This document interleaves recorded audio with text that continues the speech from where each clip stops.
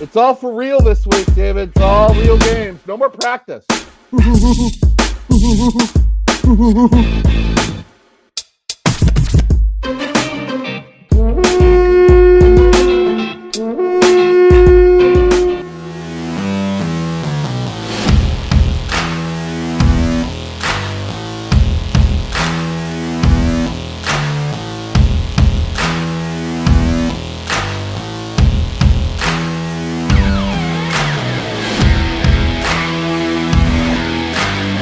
Good morning, Gjallarhorn.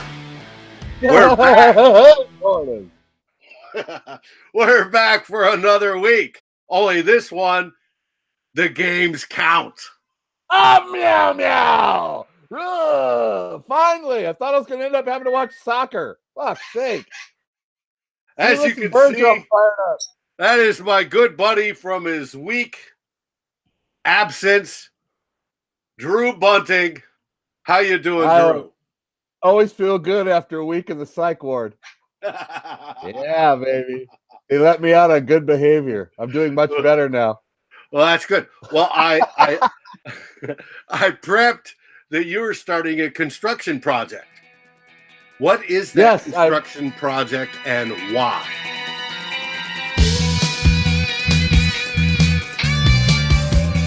It's a recording studio, Dave. It's a long time in the planning. I'm making a studio where we're going to do this show. Where I'm going to do the show, and also I'm turning it in. I'm going to start writing some more music and get the music, solve music. And we'll have Good Morning Gjallarhorn all put together in that one location. I'm remodeling a room and making it a recording studio, which isn't easy, Dave. You can't just go into it all willy-nilly. You know, you got to have plans. Every nail has to have its right spot. Every light has to be set up perfectly. Just like a football team, just like Zimmer setting up the football team. Well, that is correct. But if you knew how to read a tape measure, I'd have a little bit more faith that it gets done. Now, but there's also some other new stuff. You've got some new technology that will be set up in this recording studio. Yes. New computer coming in, and new lighting, and new everything. Hopefully, so we can get this cleaned up a little. Because I'm a little shoddy on my end. Well, and, I can't wait. I absolutely can't wait. Stuff. And maybe that'll help you out more on your end doing the editing and stuff. But like I said, it's not a fly-by-night operation. Everything has to have its place. It's like building a football team. The running scheme has to be right. The blocking has to be right. The defense has to help the offense. The safety's got to help the corners. We don't go willy-nilly. Or should I say willy-chilly? We're not doing that. Oh, no bad children type stuff going on. You know, you don't want to have 12 men on the field and screw your team out of a chance to win. That is correct. No, I'm looking forward to it. It should be done by the weekend, though. It should be done by the weekend. Well, take your time, get it right. And I see that Princess is commenting on getting it right as well.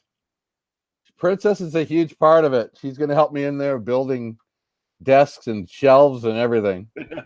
Well, make sure you get the acoustical panels to dampen any bouncing sound, and that you get it right, and along with the lights and everything else. Dave, if there's something I know, it's acoustical panels, baby. I mean, let me tell you, I can break down some acoustical shit. Let me tell you. No, I'm looking forward to it. It's especially kind of my music. I'm kind of excited to get back into doing some, singing, a little bass stuff here and there. But it'll be cool. I'm very excited about it. Well, maybe we get some live music. Well, I've been working on put together out this morning, as is the day we record, which is Thursday morning. I got to think about it. The previous episode where we had Yinka on in your place, which is good. Talk about musical talent. You two need to get together and jam. That was a great show. I watched it again yesterday. I like Yinka. He's a really cool dude. He's got a lot going on in his life. Makes me feel insignificant, pretty much. Well, he's younger, right? We keep busy being retired. He's younger, so he can handle that. So I'm all for it. Dude, he's an actor. He's making movies, man. Come on. Denzel Yinka? Yeah, and I wish him all the success. Absolutely all the success. Now, speaking of success, we got some football to talk about. And first off, I want to get your impressions on quickly on the cut down, did you have any surprises? And do you like what the final product is?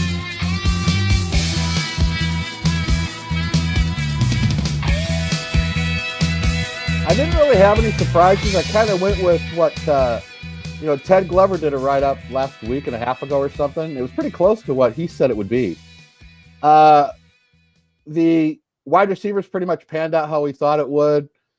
The running backs are kind of surprising. Wasn't there 5? We're keeping 5 running backs? Yeah, if you count Ham being a fullback as a running back, which I do, that's all same. They all are running backs, fullback, halfback, right? We have 5. I don't think we've kept that many in years, if not decades. No, that is extremely unusual. But we have the talent. Yes, that was probably the biggest surprise was the amount of backs that to me, but everything else kind of panned out the way I thought it would pan out. No, it wasn't really any major surprises. We kind of seen how it was going to pan out during the preseason. So, what about you? What did you think of B-Rob and Newman? Newman's going to be on the sidelines coaching, so he's still part of it. I mean, which is, I kind of wish he would be playing one last season while we make this Super Bowl run. Kind of like I wish Greenway would have stayed for a Super Bowl run, but as he stated in his press conference, he thought it was a selfish act to take that last spot when they had so much young talent that could take that next step and step forward, and that's how I think Hill made that last spot on our roster. And we have Hughes, of course, but going to retired reserved is a key component of that, because if somebody gets majorly injured, he can come off the bench, hang up his whistle, and throw his uniform back on if needed. And he said, that's part of it. Exactly right. And keep this in mind. I don't think B-Rob's done. That's where you cue the spooky music right there for me, okay? Cue the spooky music. Yeah, because I think he's going to be back sometime this season. I just got a weird feeling about it. Like a stretch run. B-Rob comes back. Well, he says he's going to play. Everson Griffin obviously called him his white chocolate. Thinks he's still up for playing. Called him what? His white chocolate. That's tremendous, man. Right on. Best friend, and he wants him to play. Now, he has yet to be picked up by anybody else. I suspect it's going to take somebody getting hurt somewhere along the line, and he'll get snagged up. Hopefully, it's not by having Everson or Daniil getting hurt on our side. But I do want him to play. He's been a very good lunch pail type, go to work Minnesota Viking, and has done well. Oh, absolutely. Absolutely. Isn't he he's like 5th or 6th in franchise in sacks, right? Yeah, he's got like 60 total. I mean, it's up there. And what he does for the community is just absolutely fantastic. Right. Yes, very much. He's been a great Viking. Yes. Out of what university? Wasn't he from Where did he go to college? No, did he go to Iowa? No, nobody goes to Iowa. Come on, man. Nobody wants No, you know what? I'm 53 years old and I've still never heard anybody in my life say, I'm going on vacation to Iowa. I mean, I haven't. Have you ever heard anybody say that? Come on, man. I have never heard anybody say that.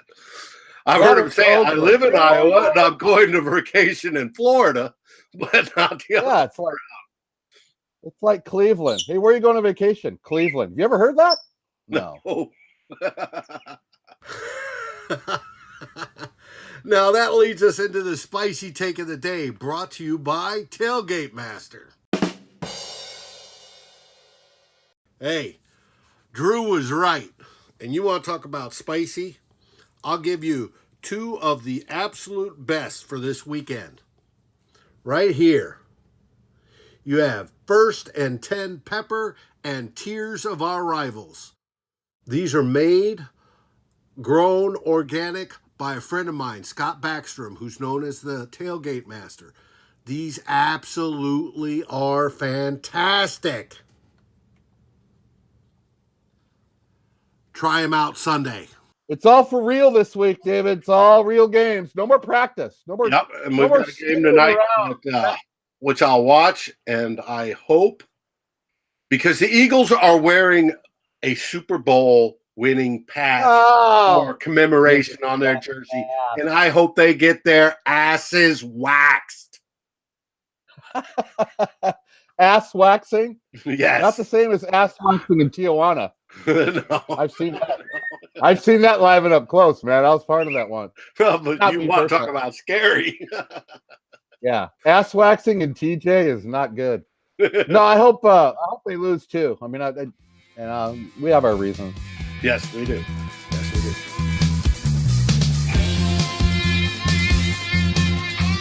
We start by inviting the San Francisco 49ers, the ones from the left coast, all the preppies that go to their games, to come up to Minnesota. We have Jimmy Garopollo, better known as Jimmy Jesus, who comes in and all the ladies swoon over. And we have our own Granite Jaw McDreamy, who all the ladies swoon over, right? Are going to be going head-to-head on Sunday at noon in U.S. Bank. Is this the Swoon Bowl? It's got to be the Swoon Bowl. Swoon? Oh, there's going to be panties flying and everything. It's going to be pretty crazy. It should be. And the panties may get there with the offensive line.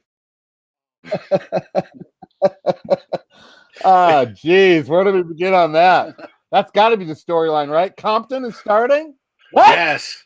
It came out official this morning that your starting offensive line for the Minnesota Vikings, please don't suck, is their motto, is Riley Reef at left tackle, Compton, left guard, Jones at center, the new guy from the Giants, picked up from the Giants.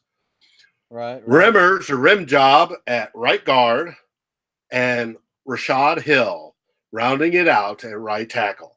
I suspect we're going to see a lot of two tight end sets.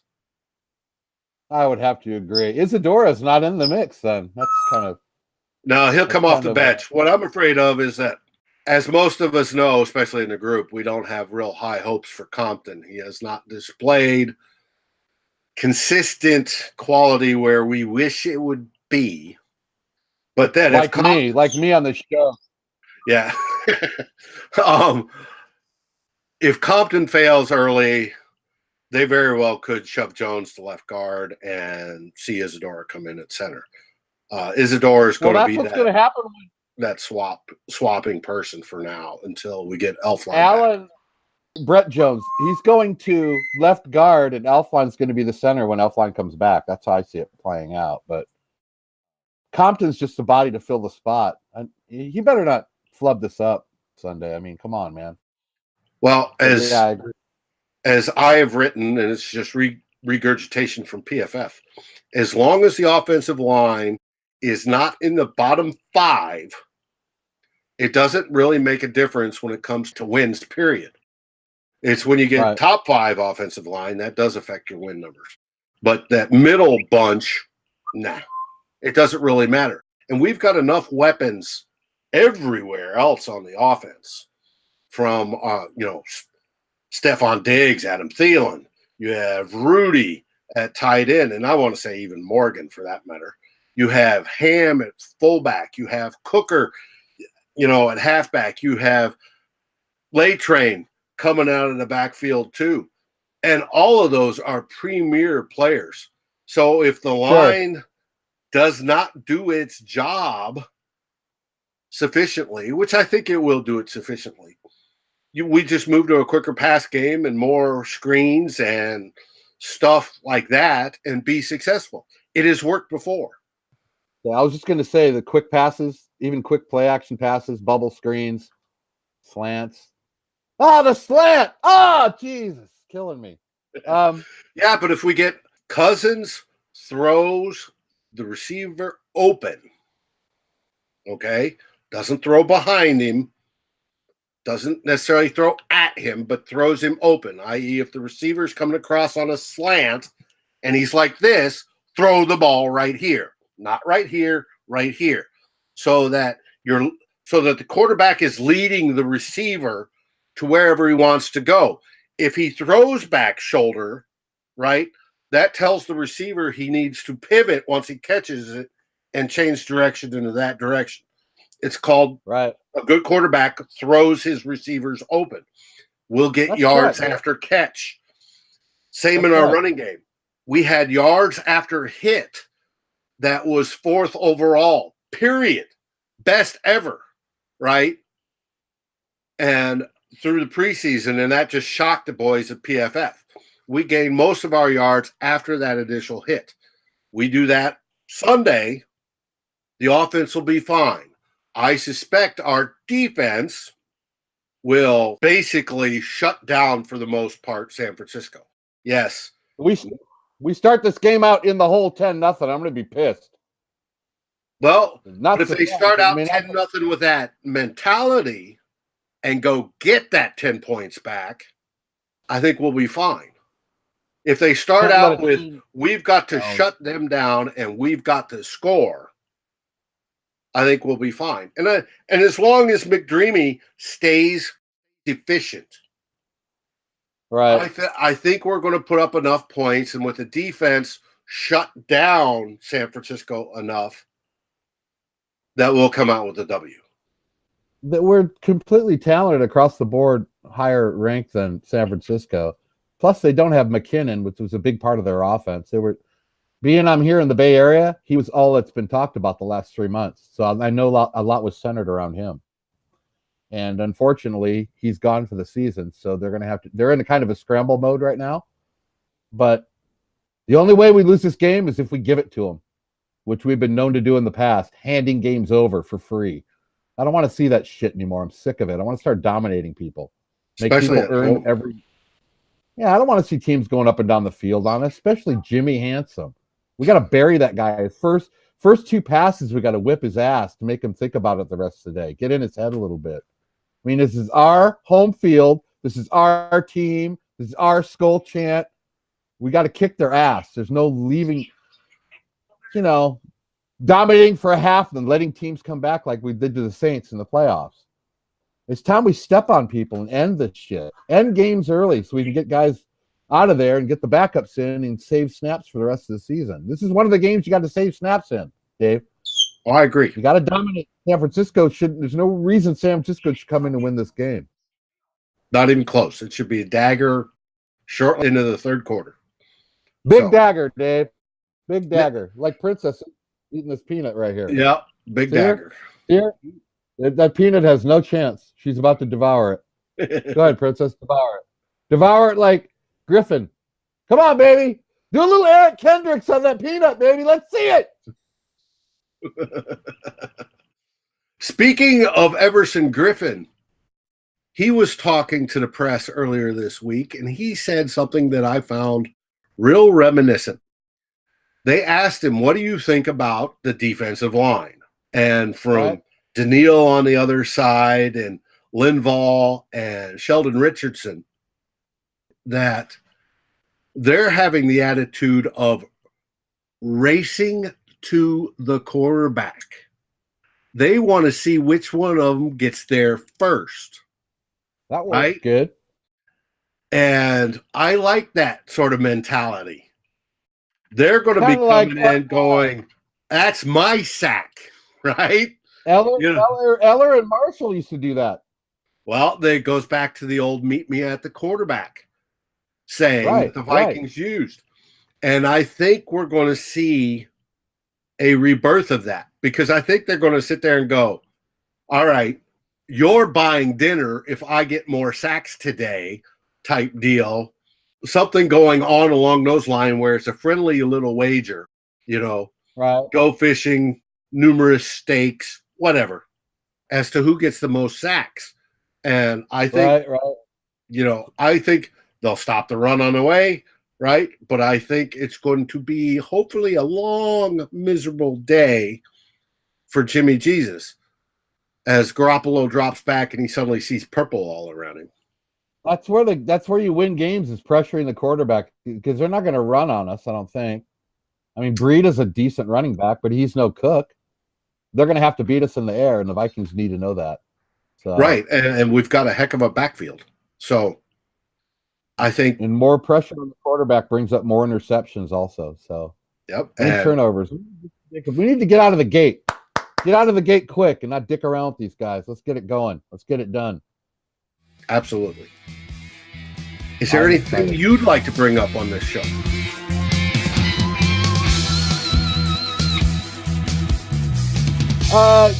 The fact that I'm very consistent too. It's probably. I'd like to give a shout out to my A1C being lower, my birds, my wife, who's incredible. She's helped me through this diet thing. I just had my doctor visit yesterday. I'm doing really well. My blood pressure's perfect. I've lost a bunch of weight, and football's here. And I'm just generally excited, Dave. I'm excited for everything. I'm excited for the group. Group's doing well. I'm just glad football's here. Let's just get this thing going. Yep, absolutely. Well, I wanted to wrap this one up so we could get it done and out by Saturday morning.